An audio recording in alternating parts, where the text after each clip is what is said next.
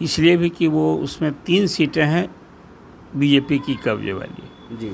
बेगूसराय, दरभंगा और उजियारपुर, जी। और 2 सीटें हैं जदयू की कब्जे की। वो सीट है मुंगेर और अब ये जो 5 सीटों के लिए चुनाव हैं, इसमें सब सीट का अपना अपना अलग अलग कैंडिडेट के कारण, वहाँ के सामाजिक समीकरण के कारण हॉट सीट बन गई है।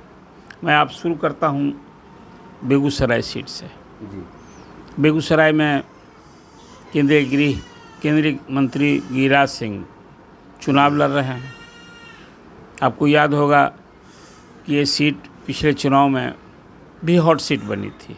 जी। तब सीपीआई के कैंडिडेट थे कन्हैया कुमार, जो जेएनयू छात्र संघ के अध्यक्ष थे, और सीधा मुकाबला कहा जा रहा था। हालांकि मुकाबला सीधा हुआ ना था, तिकोनी लड़ाई हुई थी। जी। उस सीट पर गिरिराज सिंह के लड़ने से, हालांकि 14 के चुनाव में वहाँ से भोला सिंह सांसद हुआ करते थे। नमस्कार, स्वागत है आपका 4 PM में। मैं हूं आपके साथ विशाल। देखिए, बिहार में चौथे चरण का मतदान होना है 13 मई को। ऐसे में आज शाम प्रचार थम जाएगा। हमारे साथ बातचीत करने के लिए मौजूद हैं बिहार के जाने माने वरिष्ठ पत्रकार अरुण पांडे सर। हम जानने की कोशिश करेंगे जो 5 लोकसभा सीट पर चुनाव होने वाले हैं, पांचों लगभग हॉट सीट बताया जा रहा है। चाहे समस्तीपुर की बात करें, बेगूसराय की बात करें, या उजियारपुर की बात करें, या मुंगेर की बात करें, दरभंगा की बात करें, पांचों लोकसभा सीट लगभग सर हॉट सीट है, कड़ी टक्कर देखी जा रही है। कैसे आप देख रहे हैं? देखिए, बिहार में 40 लोकसभा सीटें हैं और चौथे चरण में आपने ठीक ही कहा कि 5 सीटों के लिए चुनाव हो रहे हैं। इस चौथे चरण के बिहार में आधी सीटों के चुनाव हो जाएंगे। जी।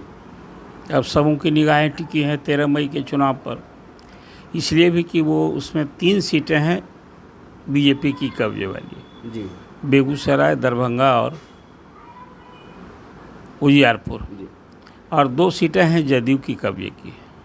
वो सीट है मुंगेर और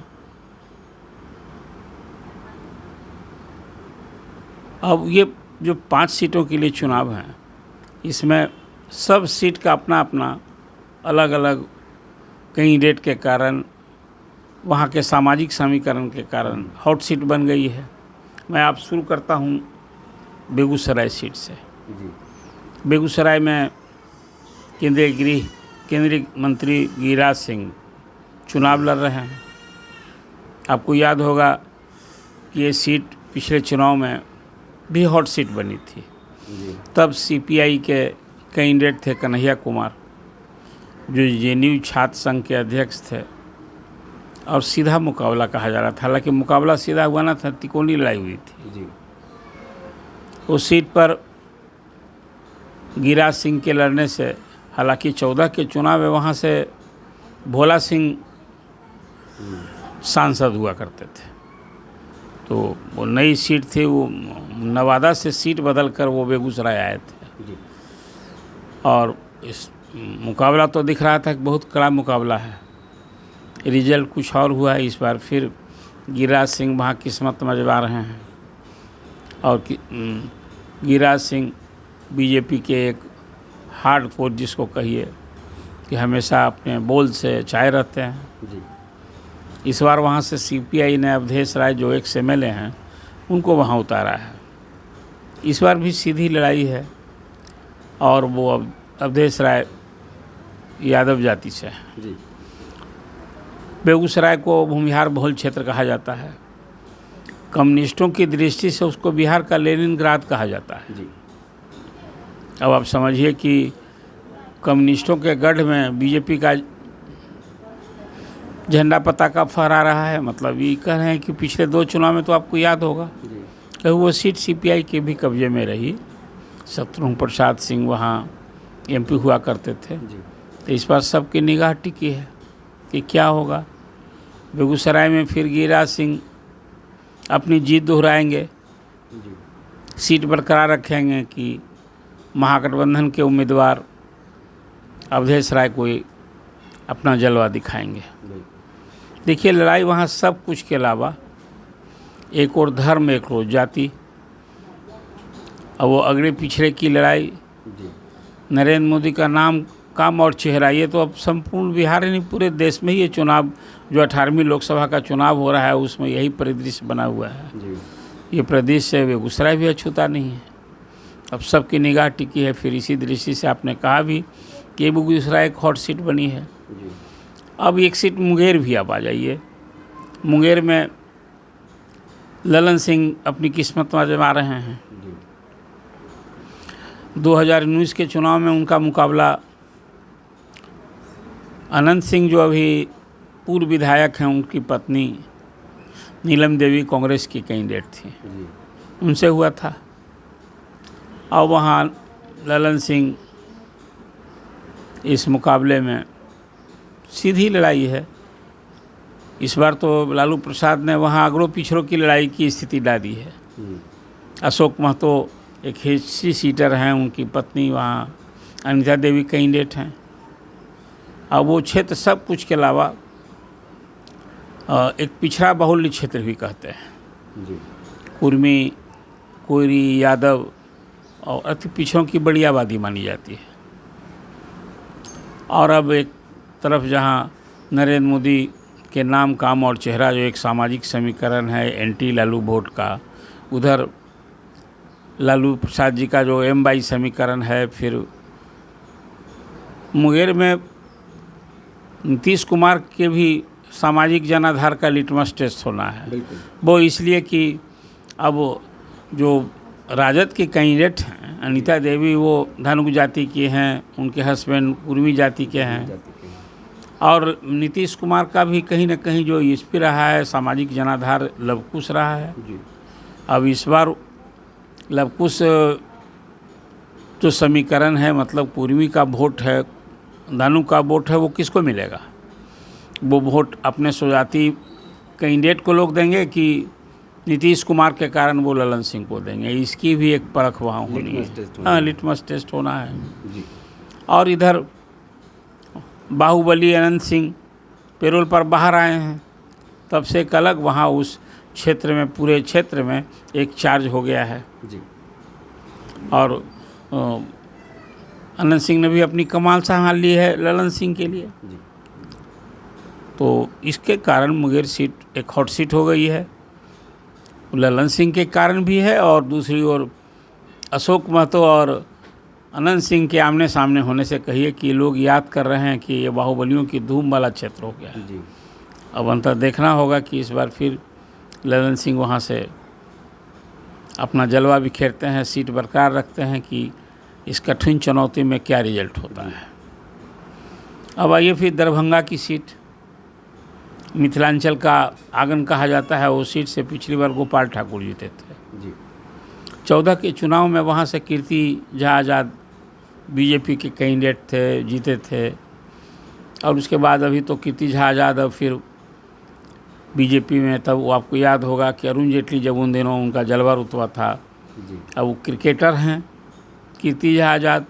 अब वो दिल्ली क्रिकेट एसोसिएशन का जो विवाद हुआ उसमें अरुण जेटली से भिड़ गए। वो चलिए, बाद में स्थिति आ पड़ी कि वो उन्हें वहाँ टिकट नहीं मिला, गोपाल जी ठाकुर को मिला। तो कीर्ति झा आज़ाद तृणमूल कांग्रेस से बंगाल में अपनी किस्मत आजमा रहे हैं।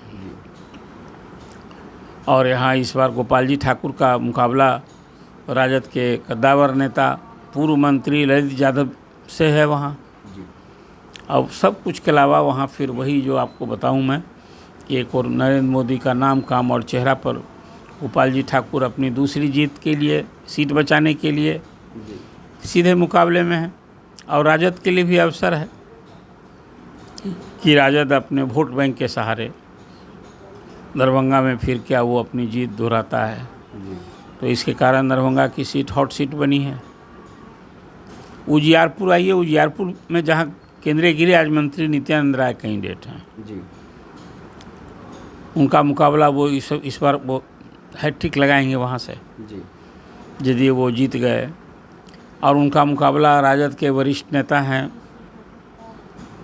मंत्री रहे हैं आलोक मेहता, उनसे है। अब इस सीधी लड़ाई दो पिछड़ों की लड़ाई है, एक यादव हैं, कुशवाहा हैं। अब जो सामाजिक समीकरण है एक लालू प्रसाद का, अब वो यादवों पर एक अलग है कि नित्यानंद राय भी उसी समाज से आते हैं, जी तो वो अपनी धाक की सत्ता तक दिखाते हैं। और दूसरी तरफ आलोक मेहता को अपने स्वजातीय मतों के अलावा और लालू प्रसाद का जो सामाजिक जनाधार है उसका भरोसा है, तो वहाँ सीधी लड़ाई है। अब फिर ऊँट किस करवट बैठेगा अभी तो कुछ नहीं कहा जा सकता, ये कहा जाता है कि मुकाबला कड़ा है वहाँ। जी अब एक 5वीं सीट जो समस्तीपुर है, सचमुच बड़ी रोचक सीट हो गई है। जी नीतीश कैबिनेट के 2 मंत्री अशोक चौधरी की बिटिया और महेश्वर हजारी के बेटा के बीच मुकाबला है। महेश्वर हजारी के बेटे हैं सनी हजारी, वो कांग्रेस के कैंडिडेट हैं वहाँ, और अशोक चौधरी की बिटिया सांभी चौधरी लोजपा रामविलास पार्टी की कैंडिडेट है। वो सीट आपको याद होगा पिछले चुनाव में वहाँ लोजपा ही जीती थी। अब परिवार के झगड़े में वहाँ प्रिंस जो रामविलास पासवान के भतीजा हैं, रामचंद्र पासवान के सुपुत्र हैं, वो पिछले चुनाव में तो उपचुनाव में जीते थे। एक्चुअली पिछले चुनाव में वहाँ रामचंद्र पासवान जीते थे, रामविलास पासवान के जो भाई थे। और 14 के चुनाव में भी रामचंद्र पासवान नहीं वहाँ से जीते थे। इसके पहले महेश्वर हजारी वहाँ के सांसद रह चुके थे। तो अब इस बार तो परिवार के झगड़े में वो सीट रामविलास पासवान के परिवार से बाहर हो गया है, न उनका स्वजातीय लड़ रहा है। जी तो उस सीट पर सांभी चौधरी और सनी हजारी में सीधा मुकाबला है। अभी देखना दिलचस्प होगा कि नीतीश कुमार भी वहाँ कैंप किए हैं। नीतीश कुमार तो जाकर वहाँ एक तरह से आगाह किए हैं, चेतावनी दे दिए हैं कि महेश्वर हजारी यदि अपने बेटे के लिए कुछ कर रहे हैं, गड़बड़ हो रहा है, तो फिर चुनाव के बाद एक तरह से आगाह कर दिया है कि भाई उनसे हम मुक्ति पालेंगे। जी तो ये समस्तीपुर का रिजल्ट चाहे जो हो, कांग्रेस जीते या हारे, महेश्वर हजारी की कुर्सी तो खतरे में है। बिल्कुल। वहीं सांभी चौधरी को एनडीए का सहारा है, नीतीश कुमार का सहारा है, फिर वहीं नरेंद्र मोदी के नाम, काम और चेहरा जो सब कुल मिला जुला कर जो 5 सीटों के लिए चौथे चरण में चुनाव हो रहे हैं, उसमें 3 सीट पर बीजेपी का और 2 सीट पर जदयू के लिए सीट बरकरार रखने की चुनौती है, इसलिए भी दिलचस्प हो गया है। और महागठबंधन के लिए इन सीटों पर अपनी मजबूत उपस्थिति दर्ज करना और सीट पर कब्जा करना, ये चुनौती है। अभी देखना है कि चौथे चरण का चुनाव अंततः किस मोड़ पर जाता है, क्या नतीजा आता है। सबों की निगाह टिकी है। आज प्रचार का अंतिम दिन थमने के बाद स्वाभाविक है कि अब 4 चरणों के चुनाव बिहार में हो जाएंगे। अब फिर आगे बिहार में तो सभी 7 चरणों में चुनाव होना है। तो ये है स्थिति बिहार का चुनावी प्रदेश का। तो चलिए 5 लोकसभा सीटों में जिसमें से देखिए 3 भाजपा का है, 1 लोजपा रामविलास का है, 1 जदयू का है। देखना होगा 13 मई को जब वोटिंग होती है और 4 जून को जब रिजल्ट आता है क्या कुछ निकलता है। लेकिन उससे पहले देखिए माहौल पटना का गर्म होने लगा है। प्रधानमंत्री मोदी कल पटना में रोड शो करने वाले हैं और उसके बाद 5 लोकसभा सीट पर जो चुनाव होने वाले हैं क्या कुछ असर पड़ता है ये भी देखना लाजमी होगा। फिलहाल इस खबर में इतना ही। बहुत बहुत शुक्रिया।